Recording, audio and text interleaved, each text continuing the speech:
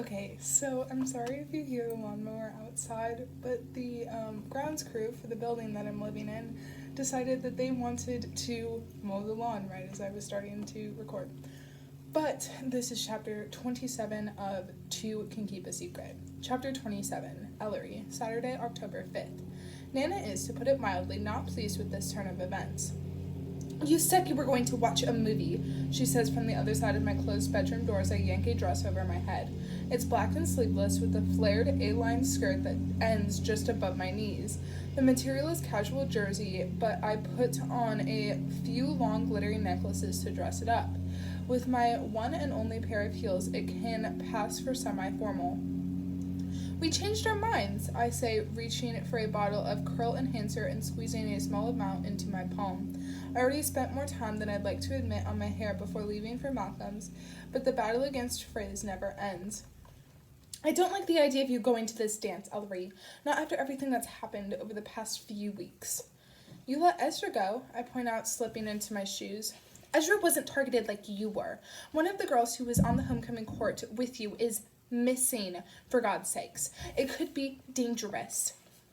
But Nana, there's not even a court anymore. Now the whole thing is more of a fundraiser. There will be kids and teachers everywhere. Brooke didn't disappear when she was in the middle of a crowd like that. She was at home with her parents. I run my hands through my hair, brush mascara across my lashes, and coat my lips with sheer red gloss. Done. Nana doesn't have a good response to that. When I open my door, she's standing there with her arms folded, and she frowns as she looks me up and down. Since when do you wear makeup? She asks. It's a dance. I wait for her to move, but she doesn't. Is this a date? I get full body butterflies as I think about kissing Malcolm on his couch, but blink at Nana like it's the first time I'd ever considered her question. What? No, we're going as friends, like Mia and Ezra. We got bored and decided to meet up with them. That's all. I can feel my cheeks flame. I do not, as Sadie would put it, have the appropriate emotional connection to this scene. Nana looks entirely unconvinced. We regard one another in silence for a few seconds until she sags against the doorway. I could forbid you, I suppose, though that never worked with your mother. She'd just go behind my back. But I want you to call when you get there, and I want you to come straight home after, with your brother. Daisy Cone is a chaperone. She brought him and Mia, and she can take you home too. Okay, Nana. I try to sound grateful because I know this isn't easy for her. Plus, if I'm going to be annoyed with anyone, it should be me for somehow managing to turn my first kiss with Malcolm into a stakeout. Maybe I need to work out a system with Ezra so he can text, "Nobody wants to hear your murder theories," the next time I get the urge to ruin my own night. I follow her downstairs where my seriously cute not date is waiting. The side benefit to forcing us off the couch is getting to see Malcolm in a suit again. Hi, Mrs. Katrin, he says, and then his eyes go satisfyingly wide when he catches sight of me. Wow, you look great. Thanks, so do you, I say, even though I already told him that at his house. We smile at one another in a way that's not helping the "we're just friends" argument. Ellery needs to be back by 10:30, Nana interjects, throwing out an arbitrary time that we did not agree to upstairs. She'll be coming home with Ezra. No problem, Mrs. Katrin, Malcolm says before I can reply. Thanks for letting her go with me.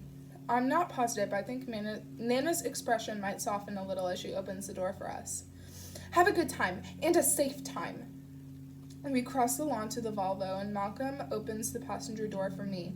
I tip my head back to look up at him. I'm about to make a joke, something to ease the tension caused by my grandmother's obvious nerves, but my eyes wander to his lips and the slope of his neck where it meets his crisp white shirt collar, and I forget what I was about to say. His knuckles brush against my arm, raising goosebumps. Do you want to get a coat? It's cold out. No, that's okay. I tear my eyes away from his weirdly enticing color and fold myself into the seat. We veer away from the heavy topics of the night while we drive, talking about a comic book series we both like and a spin-off movie that neither of us have seen. The school parking lot is packed, and Malcolm grabs one of the last open spots at the far end. I immediately regret my decision not to bring a coat, but when I start shivering, Malcolm pulls his suit jacket off and settles it over my shoulders.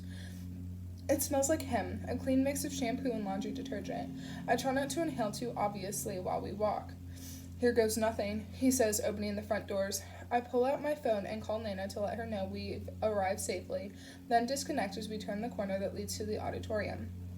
The first thing we see is a purple-draped table staffed by a blonde woman in a flowered dress. Her bangs are teased higher than average for the decade we're in. "Oh no," Malcolm mutters, holding his steps. "What?" I ask, putting my phone into the pocket of my dress. I slip Malcolm's jacket off my shoulders and hand it back to him. Malcolm takes his time putting it back on before he starts moving again. "That's Liz McNulty, Kyle's sister. She hates me. Looks like she's a chaperone." "That woman?" I peer at her. "The one Declan broke up with for Lacey?" Malcolm nods. "I thought she was your brother's age." "She is." "She looks 40. I'm whispering, but he still shushes me as we approach the table. "Hi, Liz," Malcolm says in a resigned tone. The woman glances up from her phone and her expression immediately settles into a look of deep dislike. "Tickets," she growls without returning the greeting. "We don't have them yet," Malcolm says. "Can I get 2, please?" Liz looks positively triumphant when she tells him, "We're not selling them at the door." Malcolm pauses in the act of reaching for his wallet. "That's kind of a flawed system." "You're supposed to buy them ahead of time," Liz sniffs. "Hey guys," a melodic voice calls behind us. I turn to see Daisy coming out of the gym, looking pretty in a form-fitting blue dress and high heels.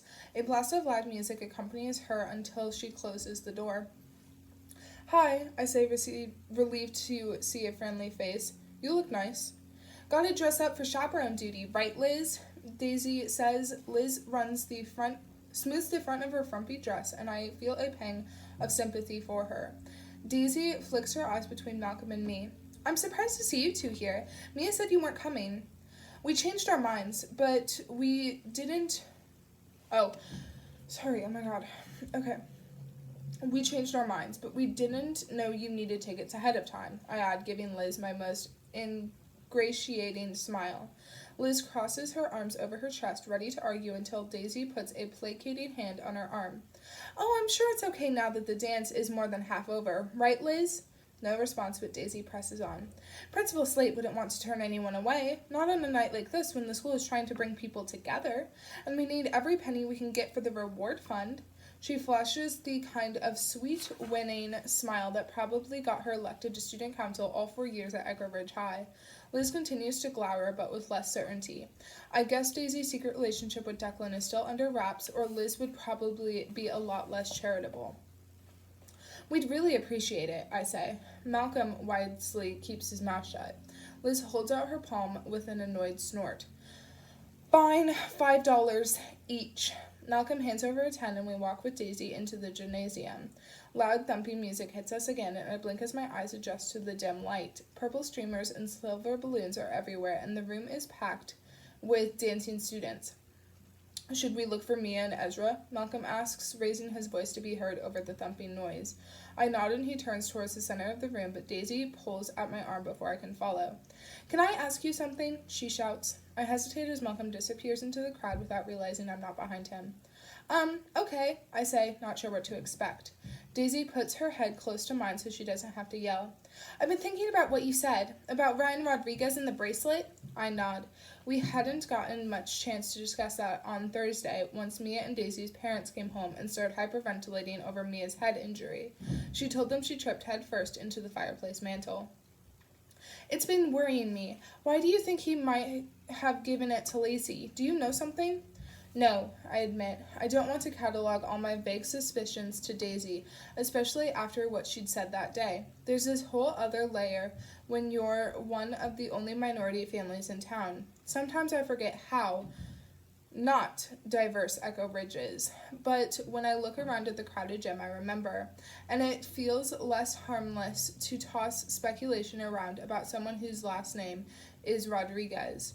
Besides, even though I crossed Daisy off my suspect list after getting to know her better, I still think Declan is sketchy. Malcolm might not talk to him much, but I'm sure Daisy does. "It's just because he knew her," I say instead. Daisy's brow creases. "But it's not like they were friends." "He was so devastated when she died, though." She straightens up in surprise, her pretty eyes wide. "Says who?" "My mother." Daisy still looks confused, so I add, "She saw him at the funeral when he got hysterical and had to be carried out." "Ryan Rodriguez did?" Daisy's tone is incredulous and she shakes her head decisively. "That didn't happen." Maybe you missed it, I suggest. No, our class was small. We were all on one side of the church. I would have noticed. Daisy's mouth curves into an incredulous smile. Your mom was probably being dramatic. Hollywood, right? I pause. Daisy's response is almost exactly what Nana said when I brought it up a couple of weeks ago. That didn't happen. Then I thought Nana was being dismissive, but that was before I'd fully experienced how odd Sadie can be when it comes to talking about Echo Ridge. Yeah, I guess, I say slowly.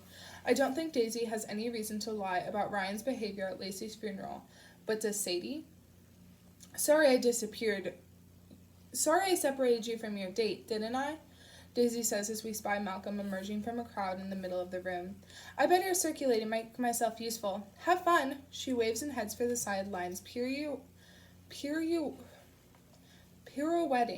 to avoid a couple of theater kids starting a dramatic waltz as the music slows down. What happened to you? Malcolm asks when he reaches me. He looks more disheveled than he did when we got here, like someone who found himself at the edge of a mosh pit but didn't go all in. Jacket unbuttoned, tie loosened, hair mussed. Sorry, Daisy wanted to ask me something. Did you find them? No, I got intercepted by Viv. His shoulders twitch in an irritated shudder. She's already lost Kyle and she's not happy about it.